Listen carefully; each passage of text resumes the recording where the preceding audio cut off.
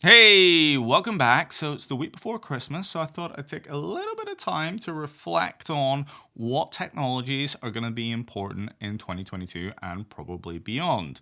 So if you're one of those people who are confused about the tech landscape and you're thinking, oh my goodness, which programming language should I be learning? Which framework should I be using? Then this is probably the video for you. Now, of course, this is my opinion, so I could be completely wrong, and it could be one of those videos that you're going to come back to in a few years and say, hey, Chris, you said this and then it turned out to be that, and that's okay. I will take that on the chin. But let's strap in, folks, and let's look at 2022.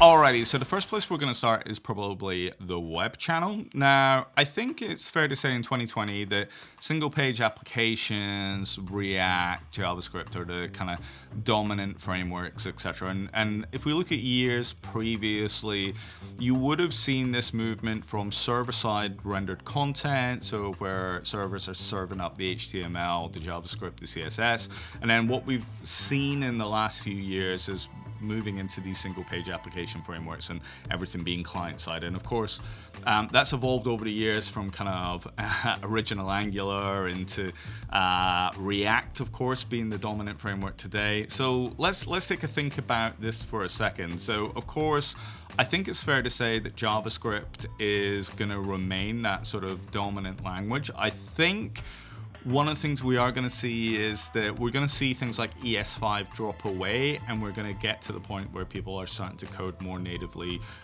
for ES6, even in things like browsers. So I think even today, a lot of people are still using things like Babel to compile down to ES5 to maintain browser compatibility.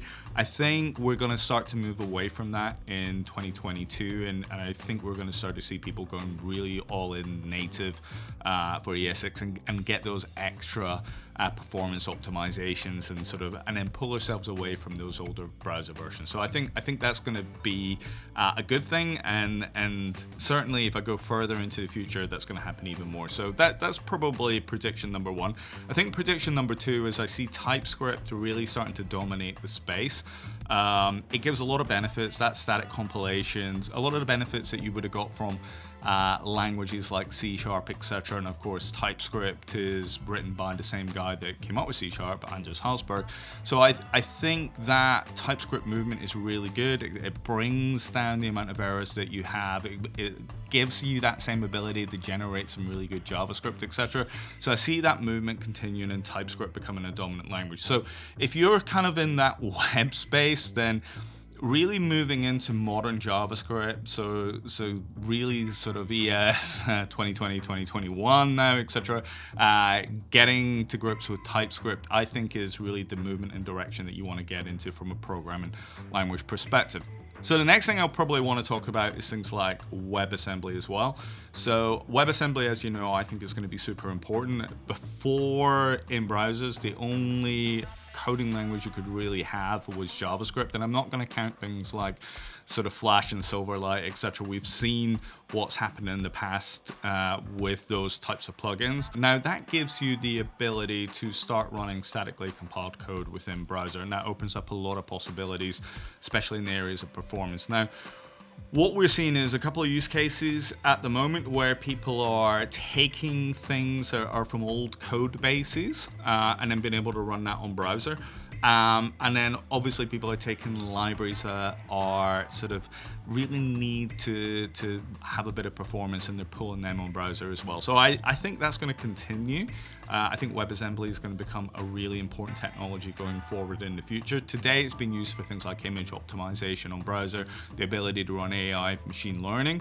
I think in the future, as things like file systems become into the sandbox, so things like the WASI standards, etc., then what I'm going to see is more code coming into that browser, and I think WebAssembly is going to become a more dominant force. But it's still very early at the moment. Maybe it's going to take more of a push in 2022, but certainly years beyond 23, 24 is going to become more and more important. So technology-wise, TypeScript, JavaScript, WebAssembly from a programming language perspective, I think is going to be the key sort of languages and tool sets to learn there. If I bring that into frameworks, we said single page applications have been kind of dominant for the last few years. So sort of client-side rendering versus server-side rendering. Now, of course, we've moved into this world of isomorphic, etc., so that we combine the two, and I think that will continue. But which frameworks are going to remain dominant? So I think we've seen in the past frameworks coming in and out of flavor, and we've certainly seen that with things like Angular before, especially Angular 1 was very popular, and then with the move to Angular 2 and above, then really its popularity sort of changed. And then, of course, we've seen new frameworks sort of come in throughout the years, things like Vue, etc. But React obviously became the dominant framework. And today, React is still that dominant framework, and I think that's going to continue for the next however many years. So investing your time in React, I think, is really good. What I would say, though, is that frameworks come and go, so don't be completely tied to a framework because you never know what's going to happen. From a framework space, I really like what Svelte is doing, so I think that's going to become more and more popular. We'll see over the next year whether that moves into a more dominant space and starts to take on things like React. I don't really know, but again, if I was looking at frameworks, of course React is a safe one, but looking at Svelte, of course, is really I think an interesting thing to look at if you're taking a bit of a punt and bet and you want to have a bit of fun. So that's the kind of framework side of things. I'm going to skip looking at things like CSS frameworks and various things like packaging frameworks and all that. You know, feel free to go and check that out and make your own kind of decisions, but I think we're going to move on from there. So next thing is probably I'm going to look at there is, even in those client libraries, is things like the movement towards GraphQL. And I guess that happens lower down in the stack, but I think GraphQL is becoming a sort of dominant technology. So things like Apollo GraphQL as a client library, I think solves a lot of problems on browser device. So again, I think that's something that everybody should probably spend a bit of time understanding and learning from a kind of web channel perspective, because I think that's becoming more and more important. And it solves a lot of the problems with things like caching and the ability to request data across multiple sources and bring that together, things like subscriptions, etc. So again, GraphQL's popularity is getting huge, and therefore as a client-side development, I think that's going to move even further over the next few years and become a dominant framework. So again, GraphQL is a great technology to kind of learn there. PWAs, I think progressive web applications are interesting. They've never really taken the dominance that we would expect, and I think that's mainly because of mobile, and we'll come on to that in a second, with not every feature being supported. But of course, with the move to web applications becoming closer and closer to a desktop application, to having more power and having those offline capabilities and the importance of web, then I think they're just going to grow. And so the things that we would expect to see from our websites behaving more like a mobile application, I think it's going to become more important. So again, I just think that journey of PWAs is super important. But again, if I look in countries such as India or Africa, where something like Chaos on the mobile is becoming more and more prevalent, then I think PWAs start to push in a little bit more as well, because that's how their sort of technologies for their app stores become important as well. So I think that probably moves us into the mobile space a little bit, whereas, you know, in this sort of app store wars that we're starting to see coming on, then again, web and therefore PWAs by extension become more important as well.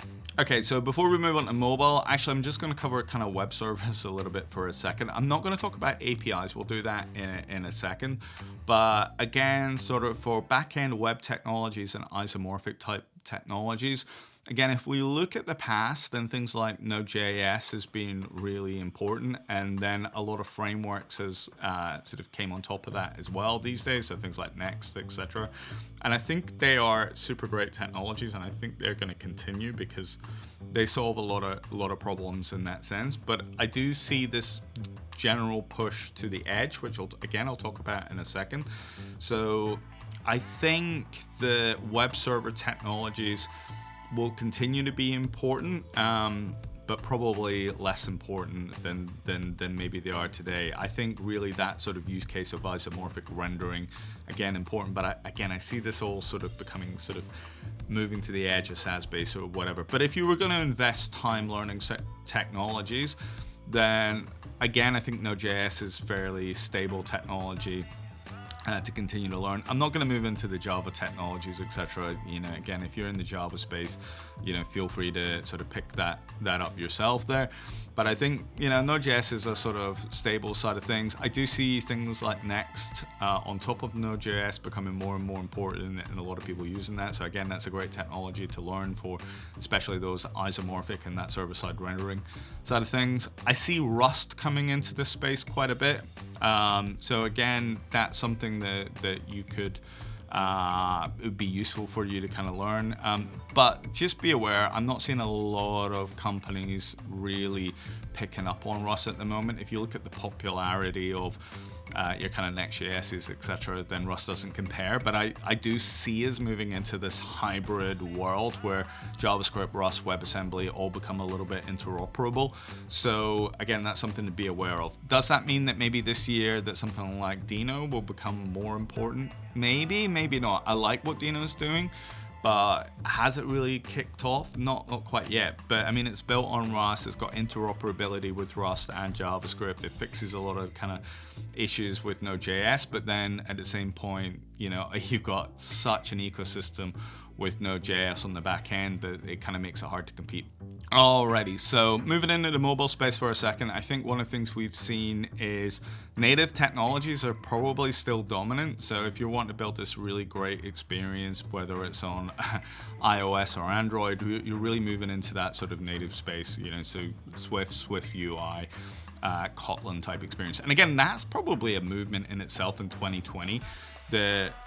Building your applications on Java or Objective-C, that sort of died off a good few years ago, and it's now been really marginalized in 2020, 2021. Again, as we move into 2022, I just see that sort of dominance of Swift UI, Kotlin, etc., becoming even more of the norm in that sense. However, what I am seeing is these sort of cross-platform technologies where you've got near native performance becoming more and more important, and the two that are really standing out over everything else is things like React Native and Flutter. Of course, there's things like Kotlin Native, etc., and a lot of people are experimenting with that. Again, I don't know where that's going to go at the moment, because I'm not sure from a language perspective that's quite the right way, but I really see React Native and Flutter at the moment taking a bit of a kind of a push there and becoming more and more popular. So where does that go? I'm not exactly sure, because from a sort of API ecosystem, you're always going to get the latest features coming from Apple and Google, and people want to use them as soon as possible. And therefore, having sort of libraries in the way and in between is always going to slow down the ability to progress, and it introduces more bugs, etc., and supportability. So again, it's one of those really interesting things where a lot of people just say, well, actually, I just want to lean on native. I don't want to run into this sort of ecosystem kind of problem. And I understand that, but I do see that this sort of cross-platform technology is going to become more and more important, because it saves kind of development time, ability to release things, common skill sets, etc. And again, I'm seeing sort of hybrid worlds in all of these cases where some people are saying, well, I'm going to use a native technology here, and then I'm going to lean into a cross-platform or a web technology and sort of try and bring a best case world. Where is this going to end in the future? I think the natives will always be dominant, or at least while the ecosystems are dominant, but maybe as things open up and change, then things like progressive web applications, as they become more powerful, will start to interlock and intertwine a little bit more.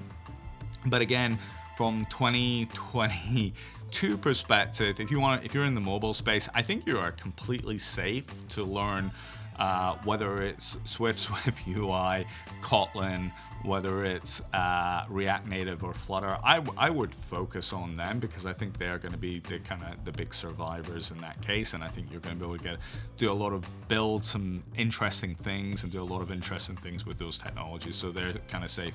How that evolves in the future, Yeah, not so sure, but let's wait and see. So before we move into some of the other areas in channel space, probably the next one I want to cover is kind of no-code, low-code technologies. And again, I think there's a lot of movement in no-code and low-code technology space, probably for enterprise experiences or things that you want to do yourself. So I'm seeing a lot of people using things like Airtable. You know, obviously in the enterprise space, you've got your various low-code technologies, and there's large ones around there, etc., where you can build enterprise type experiences really quickly. I mean, Salesforce is a good example of that. But I guess for consumer-driven experiences, at the moment, I'm still seeing that people are reaching to build those experiences manually, whether if it's in mobile, it's using one of those technologies that I mentioned a second ago, or in web is, you know, similar sort of thing, your JavaScript React type stack. Now, from a 2022 onwards perspective, I think these technologies are getting better, right? And I think they're starting to get really good, because what a lot of these low-code, no-code technologies are starting to do is start to pull things like your React component libraries and then provide wrappers, so that you can take things that you would have built in React and then make them drag and droppable within their editor environment. Now, if those companies continue to go down those track, then I think those low-code, no-code technologies become more important in the future, because then you're getting all the benefits of what you would have got from a kind of web base,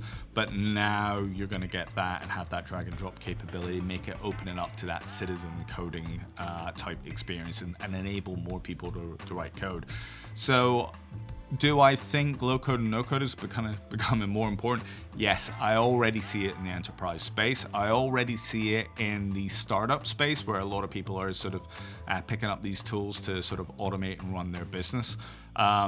I think it's only a matter of time where it becomes mainstream. So I could be wrong. Is it going to be in 2022? Probably not. Maybe it is, but it's certainly coming. Now, that's not to say anyone who's a React developer or JavaScript developer, you're out of job. Those technologies are going to be super important, and in fact, but I think we're going to move into this hybrid world where you're going to develop specific components for that.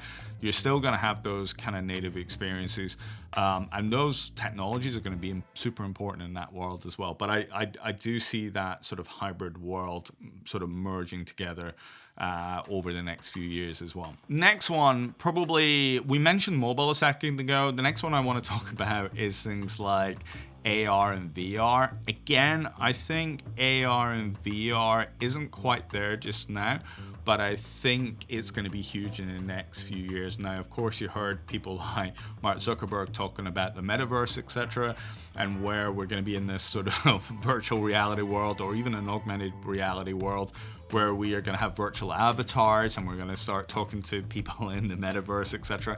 And I think that future is coming, but in order to enable that future, then a lot of the technologies that we need is going to be things like APIs. We need to move things to the edge, and I'm going to talk about that in a second. And we're going to need a lot of that AI technology sort of moving in kind of closer. So AR and VR in my mind is another channel, in the same way as kind of web and mobile is, and it's going to be a big and a dominant channel. So I think that's going to be big. In the world of 2022, do I see it changing too much? Probably not. I think it's more of a kind of 23 thing. You might see it in enterprise, people wanting to, we're already kind of seeing surgeons and all that sort of thing, sort of using those technologies. Consumer facing world, probably not. I think in order for that to really take hold, I think we're really waiting for smart glasses to really come about, and of course Apple and Facebook and Google are all working on that, and Microsoft as well. So I think maybe that's going to be more of a 2023 thing. But again, with the pandemic, etc., 2021, a lot of people are starting to do meetings and things in the AR VR world, and it becomes more important. So maybe 2022 becomes the big time where that becomes huge, but I still think it's probably a 2023 world. Where do I think that's going to be important? Well, actually, the next thing where it starts to become super important is in things like AI and the area of virtual agents. So today, I think there's a lot of things like chatbots going on, but they're text-based chatbots where you say hello, and then it's kind of a typing experience. I see that world changing. So I think what's going to actually happen is we're going to have those digital avatars, but they're going to probably start to appear in things like contact centers. They're going to start to appear in the metaverse as well, where, you know, rather than dealing with a kind of physical person who's going to say, hi, you know, how can I help you today? You know, can I interest you in this, blah, blah, blah. I think you're going to start to interact with those digital agents. And I think there's a couple of key technologies AI-wise that become important for those technologies to become true. Obviously, there's APIs, etc. In the back end, but things like the ability to sort of have natural language voices, you know, speech to text, text to speech, they're all pretty good today. So I think they're key enablers for that. I like kind of the idea, the deep cloning of voices. You might have seen that before, where you can sort of take somebody's voice, deep clone it, and then do a text to speech to play back that person's voice. So something that they've never said. Now, of course, there's lots of bad uses of that technology, but again, in a world of digital avatars and where you want to have, you know, virtual shopkeepers, etc., or virtual call center agents, and the ability to kind of deep clone voices and have that text-to-speech experience becomes really important. So I think that's huge. And then I think the same sort of thing for natural face movements to create that digital avatar, natural body movements, etc., so that you've got that kind of 3D experience. So I think those technologies are there or thereabouts. So if we think about it logically, combining that with APIs and the ability to deal with like natural conversation, the sort of technologies that OpenAI's GPT bots, for example, have, then I think we're not that far away from that. So I think maybe 2022 is a little bit too early, but 2023, that's coming. So I think, you know, if you're going to spend time on natural language, if you're going to build up skills in sort of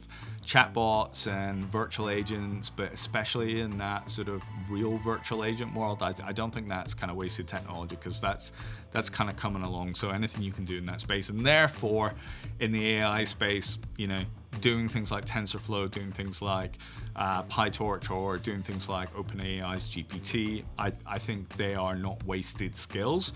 I like the direction that Hugging Face is going on, which is this sort of marketplace, of AI models that you can take in and use. I think in 2022 and 23, that's going to move even further, because in all honesty, AI machine learning for the average person, even the average developer, is too hard.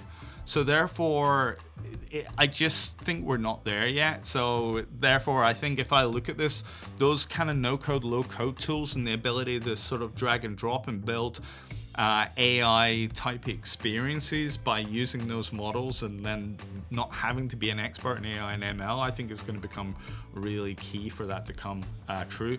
Same way as I think having that open marketplace, such as Hugging Face has, to pull in those models becomes key as well. And what I don't think will hold true, though, is there's a lot of companies just now where they build their custom models and then they offer them as services, and I think that's really interesting.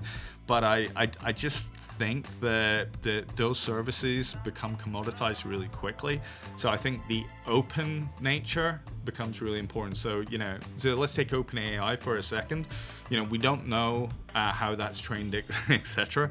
But everybody sort of learns pretty quickly, and there's a couple of models that have been built just now that are pretty similar. So I don't think you have a competitive advantage in those models. Maybe there's a competitive advantage in the data that becomes available, but even then companies train that and then make them available. So I just don't think that's where the advantage is. The second thing is, again, it's really interesting models at the moment for them, because the other thing to be aware of is for those SaaS services, a lot of people are really nervous about that, because unfortunately, you're training from these models from your data. So again, people get really nervous about their IP, and we've seen this with OpenAI where people go, well, I don't want to use that because I'm just going to be training my competitors off of my data. And we're even seeing that today if you think of things like GitHub Copilot, where people are nervous about low-code AI coding tools for writing code. Where does IP own, etc. Again, that's probably an interesting space as well. AI coding tools, I think they're going to be huge in 2022. I think they're going to become even bigger 23, 24. I don't think we're going to be replaced as developers, but I think the automation of tasks, the ability to translate between different languages, the ability to take visual representations and turn them into code, I think that's going to be bigger and bigger, and it's going to change our workflows. Maybe not so much in 22, but certainly in years to come. So it's something to keep an eye on. Alrighty, so we've covered a lot there. Probably the next thing that's going to be on my mind is things like the digital twins. Again, we've heard a lot of people talking about digital twins, and a digital twin is that sort of digital representation of a system, a process, whatever, in the virtual world that, you know, replicates what's going on in the physical world, and that gives you the ability to simulate in the virtual world what would happen in the real world in a kind of safe fashion. I think we're still very early in those technologies. Again, at the moment, I'm seeing people doing that kind of from a digital world and physical world. I think as we move into 2022 and 2023, I think we're going to see this digital twins of the digital world, and I think that's going to be really interesting. So things like the ability to represent data centers, your cloud, your application, your business processes, for example, in a digital twin-based world and replicate that. And again, we see some really interesting companies at the moment that are already in that space, but I think that's going to be huge as well. So I think similarly, APIs and Edge make that really important. So again, if that's the space you're into, I don't think you're going to sort of lose anything in that sort of digital twin world. So next thing I want to move on to is I've talked a lot about the Edge, and I'm going to talk about the Edge a bit more as well. I think the Edge is going to be absolutely massive for us in 2022 and for the next few years. And the reason I think it's important is in order to power these AR and VR experiences that we want, in our order to power these even better mobile experiences that we want as well, there are things that we need. And one is the ability to scale to a planetary level and run at extreme speed. But also we need to be super close. We need to bring our data and our APIs as close as possible to our channels. And therefore, in order to do that, we really need to start using edge technologies, right? So it's not going to be acceptable to be running things in a data center or even in the cloud in Texas or Seattle or wherever if my devices are out in UK or Australia or whatever. So I think this ability to bring data closer and APIs closer becomes important, and therefore things like serverless technologies is really important. But serverless not in the cloud, but serverless down into the edge. And again, we see that movement today. So if I look at the major edge companies, so things like Akamai, Cloudflare, Fastly, etc., they're already on that track, right? So they're offering the ability to run WebAssembly code, Rust, JavaScript, all on their edge devices in a serverless fashion, and their points of presence is across the world. And that becomes important. And then the next things that they're doing is they're investing in not just stateless technologies, but they're doing things like being able to run stateful objects. So I think Cloudflare's got their durable objects. They're bringing the ability to run caches on that. So you see edge cache running across these areas. So this kind of separation where we are bringing read technology and databases closer to our consumers, and then separating out the back-end communications back into our cloud, so that sort of CQRS pattern, that's becoming more dominant in that sense. And I think as that happens, then we're going to push more and more of that workload to the edge. So therefore, because those technologies are built on the same tech that I was talking about earlier, whether it's kind of Rust, JavaScript, TypeScript, WebAssembly, again, I think we're going to see this push even further, and therefore Edge is going to become bigger and bigger and bigger. So the next thing that I think is important is going to be in the API and the kind of compute workload space as well. So we've seen from an API perspective, and I talked about this a little bit earlier, I think GraphQL is becoming huge, and it's really solving that back-end for front-end problem at the moment, where you want that ability to talk to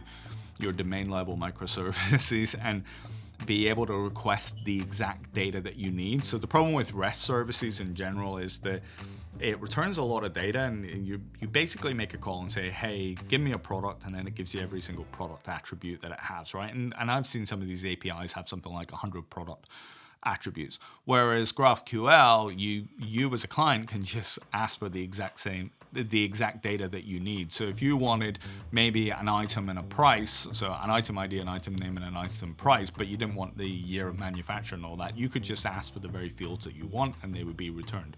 And then you could start to mix and match with other services. So this world of where we're going to move into this federated data graphs, or this experience meshes, I think they become really important, that interoperability. So I think GraphQL is going to be a sort of key technology, especially as the channel space becomes more important and we want to interop with many other technologies. So I think GraphQL is going to become the dominant force between front end and back end systems. So again, if you want to invest time in learning technologies, GraphQL is a really great technology to learn. But at the same time, I don't think REST is going anywhere. So REST is still going to be important for building those domain services, those business microservices, etc. But again, I think we're going to live in this hybrid world where GraphQL and REST interop. It's not a either or versus. But so therefore, from a kind of 2022 and beyond, is if you're super comfortable in REST and you don't know GraphQL, again, I think it's a technology you should be really learning. And again, I think what Apollo's doing is really amazing. So again, it's one of those things to look into. But investing your time and learning those skills isn't going to harm you. It is setting yourself up for that kind of future state. From an API space, I'm seeing interesting shifts at the moment, though. And I think we are moving into this low-code, no-code world for API integrations, and I see that clearly. So there's a lot of great technology. So even I see this both in the enterprise space. So if you take something like a kind of a MuleSoft, for example, where you've got that sort of drag and drop technology and the ability to sort of match things up, then they're sort of moving into that low-code, no-code space. I see that with things like Del Boomi, etc. But also, I'm starting to see the open source space deal with that as well. So even things like your kind of Node-REDs of the world, or your N8Ns as well. So I think low-code and no-code in the API space is going to become dominant. And therefore, when we want to do that sort of process layer where we're joining things together, I just think that those technologies are going to be huge. Now, if you combine that then with the GraphQL world, where you start to put GraphQL interfaces on top of your domain level REST services and microservices, and then you put a low-code, no-code process layer to interrupt and pull things together, in combination with GraphQL, then I think we're moving into that world. And again, I think in that space, a lot of those technologies are going to become really prevalent as well. So it's just something to be aware of. So invest in time in learning what those low-code, no-code spaces in that API space is not going to be wasted at all. Now, the next thing that you should probably think about in that space is if I move into the world of marketing tools, for example, and orchestration, I'm seeing the same movement in those areas as well, right? So it used to be when you were doing integration that these sort of enterprise service buses, these API integration tools were the key things. The next movement that I'm seeing, and has existed for quite a while now, is there's a sort of layer above in the marketing layer for when you want to do personalization. And I see that similar level of integration tools are becoming important as well. So I'm seeing things from Adobe at the moment, with their marketing orchestration tools. I'm seeing things from people like Customer IO, from an email marketing, Acoustics, another one. There's a whole set of marketing tools where they're providing Salesforce Marketing Cloud, where they're doing those sort of drag and drop marketing tools to send out your emails, to send out push notifications, etc. So that's kind of becoming huge. And again, if you're in that marketing space, they are things to learn, and you should just go ahead and learn that and do that. But the second thing that I'm seeing is also in this space of customer data platforms, where from a kind of marketing tool and an eventing perspective, that sort of drag and drop capabilities where you get data coming in from different sources. So whether it's your analytics data, augmenting that with your backend API events, whether it's Kafka or PubSub or something like that, and then combining that and then having built-in connectors to kick off those marketing orchestration, they're becoming key as well. So I'm seeing a lot of that going on. And again, things like Segment IO, for example, or Adobe Experience Platform, they're becoming this sort of key sort of drag and drop integrators. And again, even things like AI, where it's starting to do those matching between those connectors, are sort of pushing in as well. So again, I think drag and drop, low code, no code for orchestration is becoming key. And we see that in marketing, but we're going to see it in these other areas as well. Now that leads me on to the other part of integration, is that event streaming. So Kafka, Google PubSub, etc., Amazon as AWS Kinesis, those technologies are becoming key as well. So again, they are things to kind of spend time and learn, because they're becoming the key glue and foundation and blocks to connecting up some of those platforms. So again, I think if you're looking at technologies, if you're in that back-end integration space, they are good ones to learn. And then finally, if I move into the cloud for a second, same sort of thing that I'm seeing on the back-end side of things as well, right? Kubernetes is becoming the kind of the dominant force in that sense. So any other technology that's sort of not Kubernetes based is really kind of shifting itself out there. But what I am seeing is Kubernetes is becoming more commoditized. So it's obviously it's very low level to deal with if you've never done kind of Kubernetes before. And it's the sort of same, you almost have that sort of build up that happened off the past, right? Where you had Docker and container-based technologies sort of being the kind of starting point, and then Kubernetes came on top of that for the orchestration. And then you see other technologies coming on top of that, like your OpenShifts of the world, where they provide that capability to sort of enterprise level your Kubernetes to make it a little less low level. And again, the native technologies, your AKSs, EKSs, doing a kind of similar version, but for being cloud native in that sense. So it's trying to take away the complexity of running Kubernetes. And then on top of that, what's really happened is then you start to see technology bases living on top of that. So whether it's like your serverless technologies, and again, in the open source space, it could be something like your Knatives, your OpenWhisks, whatever, or it could be your Lambda technologies, or Azure Functions, Google Cloud Functions. They are sort of moving on top of that as well. So I think what we're seeing is this stacking and layering of abstraction layers to simplify things based on Kubernetes. So I think those low-level technologies are more important, but I think actually what's happening is by abstracting that away, then we're dealing less with the complexities, which is then allowing people to build these platforms on top of that. And I guess that's probably the next thing that I'm seeing. So therefore, if you think about this, I think anything you can learn on Kubernetes, etc., is important, because that's going to dominate in the cloud-based world. But the next thing to think about from that sense is what is next, right? What are the technologies? What is the next stack above that? So, as I said, things like Knative, etc., is good things to learn. Your serverless technologies, your edge technologies, feel free to go into that. But again, over the next few years, I do think that is going to become a specialism, and it's going to be sort of not commoditized, but it is going to become more of a specialist thing.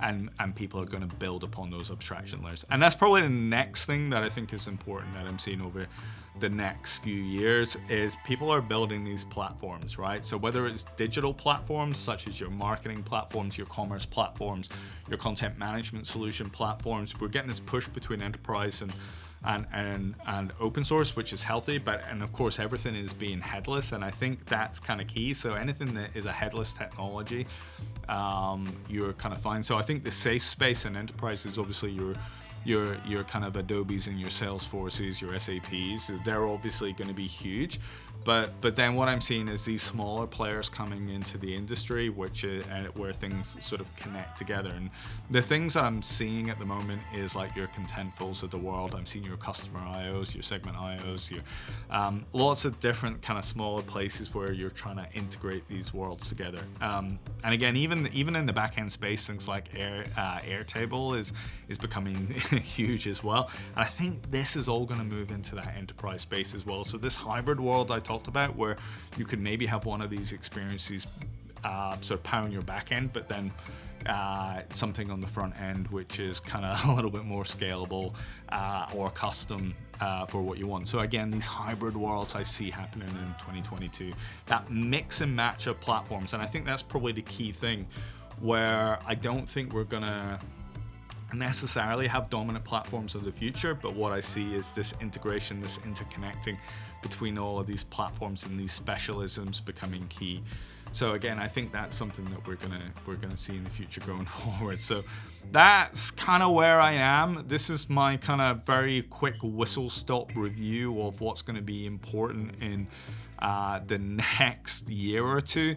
Maybe that's useful to you, maybe that's not, but hopefully what you're going to realize is based on that, these are probably the topics I'm going to cover in my channel certainly over the next year. So you've seen this already from me. You've seen me focus a little bit on WebAssembly and things like Rust and AI and JavaScript and TypeScript, etc. So expect that to kind of continue, but I'm probably going to start to then move into some of these other spaces and how you can do those integrations and how you can do use some of those platforms to bring it all together. So anyway, I hope this has been useful to you. Thank you so much for watching my channel this year. I've grown this year from honestly 0 subscribers, and I looked at my channel today, it was 894. So hopefully we'll continue to grow on that journey together, and the year ahead you'll enjoy the stuff that's coming up. And if I'm completely wrong on this, I'm sure you're going to tell me anyway. But anyway, I've certainly enjoyed this year with you, and I'm looking forward to another fun year ahead, and speak soon.